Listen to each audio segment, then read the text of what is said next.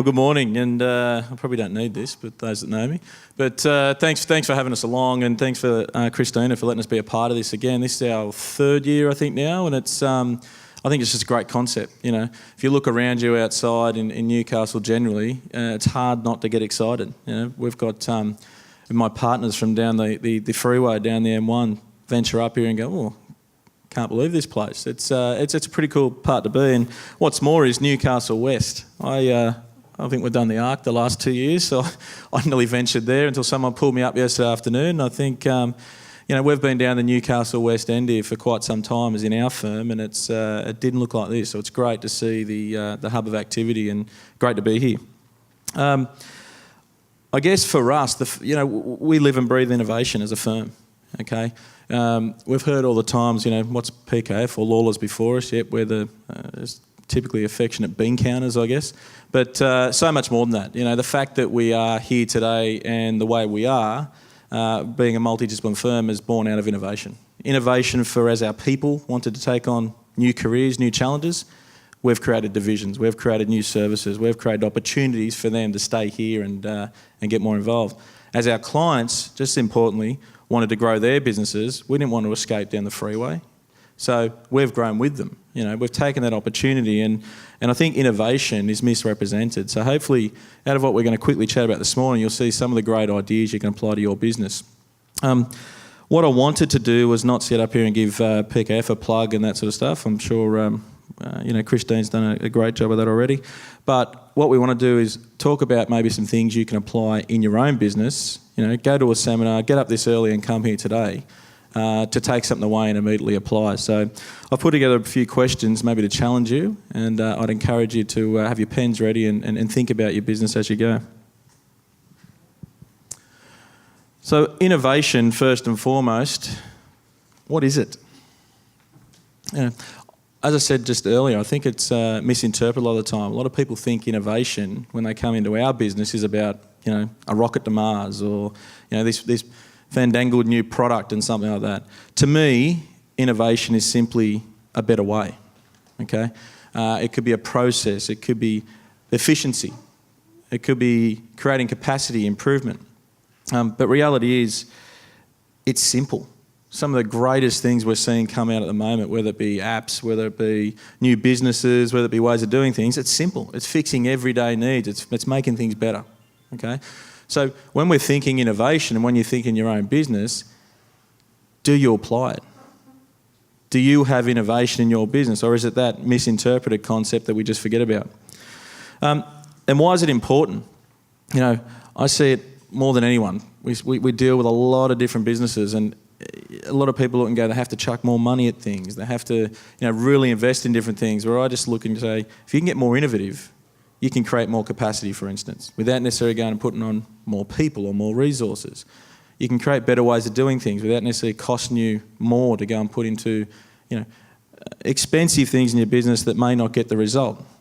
I see a lot of businesses that go and invest in things but don't necessarily have that process or that culture of innovation. Therefore, they don't get the most out of what they've invested in anyway. All right? So what I'd challenge you to think about, are you right now being innovative in your business? Are you in your, whether it be one person or multiple people, small or large, it still applies. If you're smaller, you've still got all the functions of a big business, you're just wearing multiple hats. All right? How can you be more innovative?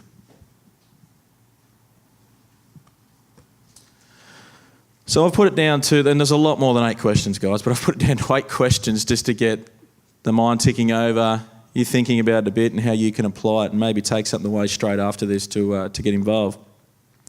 It is from my opinion, but it is from our experience dealing with a lot of different businesses over many years.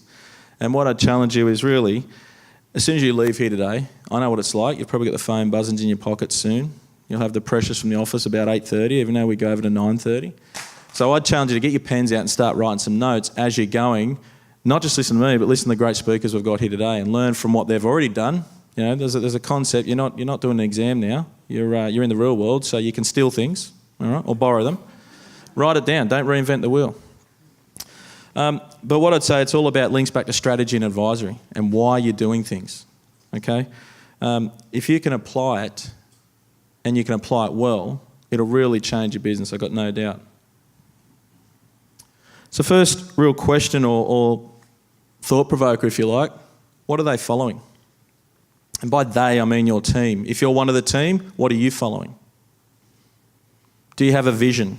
You know, we hear these throwaway lines all the time about visions and values and mission statements and all the rest of it. They're not throwaway, they're very important. It's just half the time they're misrepresented or they're misled. You know, are we putting a vision that we can put up on the wall to say we're sustainable and we're community driven and blah, blah, blah, or is it something we're really trying to achieve? Okay? People follow leaders, people follow ideas, and people follow things they're engaged with. I don't care whether that's business or life, you know that. If we're sitting there as business owners and we're leaders and we're not putting things forward for people to follow, how can they engage? How can they get excited? Generally, I think if people know which way they're going and they know where we're at, they can probably find a way to get there. And innovation forms a big part of that. But are you allowing those thought patterns or those ideas to come to the forefront? If you have a vision, do you have values? Again, not the ones you put on the wall. They're great if your ones on the wall are really what you live and breathe. Unfortunately, maybe I'm a bit sceptical and a bit burnt, but I see too many that have these values up there that they don't portray. All right? You know, make them real. One of mine is no bullshit. Pardon the language, but reality is that's what it's about. Okay? Make sure they're real. Your team will follow it. And more importantly, what's the radar lock, or what I call the radar lock? So we used to do, when we do strategic planning with clients, we used to set 10 years out. Well, 10 years is far too long now. The world's moving too fast. You know, is it 5 years? Is it 3 years? Whatever it is, what are we trying to achieve? Build it. And the more pointed you can get, the easier it is to get there. The easier it is for people to help you fill the gaps. Once you've got that, can your team relate to it? Think about it. Can they break it down? Do they understand what you're talking about? I know as leaders, and especially as people in senior positions, a lot of the time we give a direction or we sell a concept or whatever. Our checking for acceptance or checking where they understand us is as good as, yep. Reality is you need to make sure people can engage with it.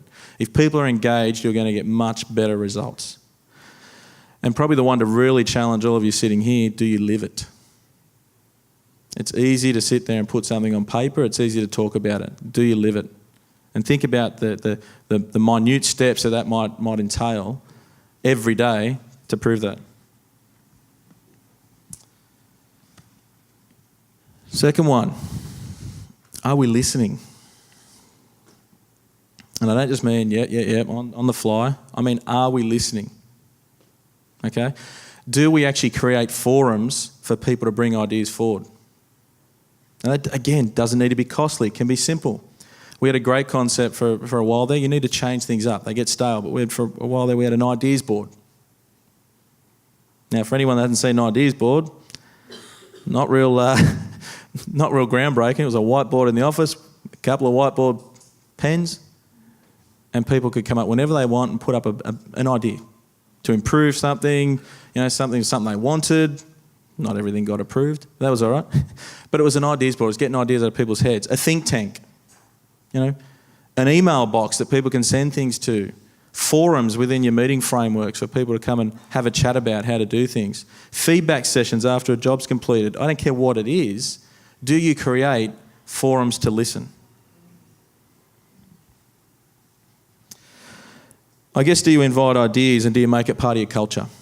It's easy to talk about, but culture's a big thing. If we get that right, strategy will start to be more effective. Innovation will start to be more effective.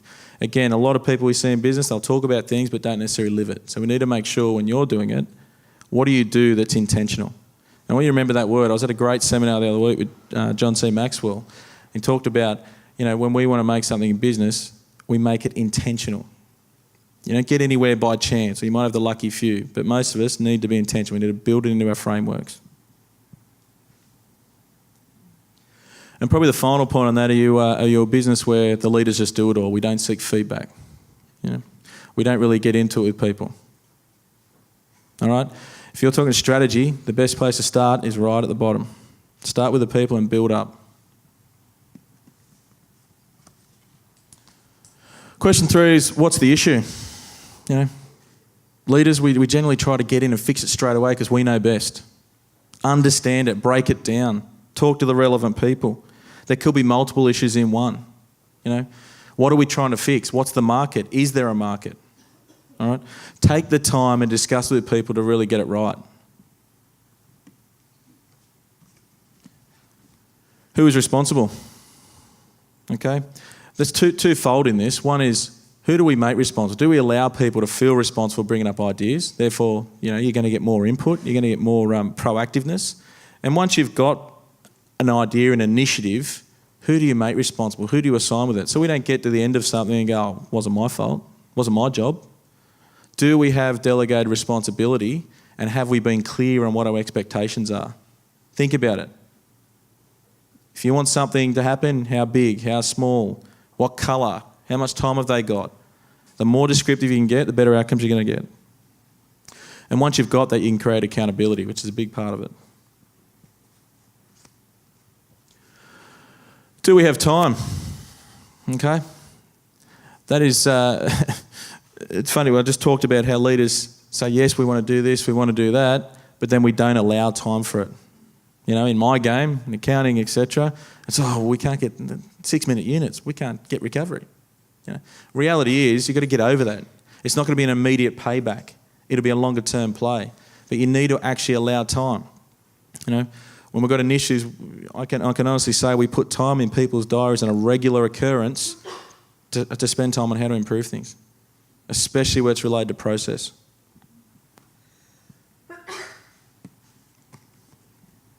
And how did we go? There's nothing wrong with measuring. Actually, you should be measuring. All right, measure everything. It's not always a financial measure. All right, but what we need to sit there is, what's our measure of success? If we're going to do something, we're going to invest in innovation and these type of concepts. What are we trying to achieve, and what do we define as success?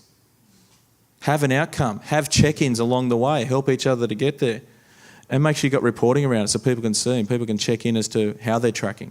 All right. Not everything's financial, as I said, but everything can be measured. And what did we learn? Reflect, reflect, reflect. All right? If we're sitting there and we've just been through something, we might have had a great outcome, but we can still learn stuff about it.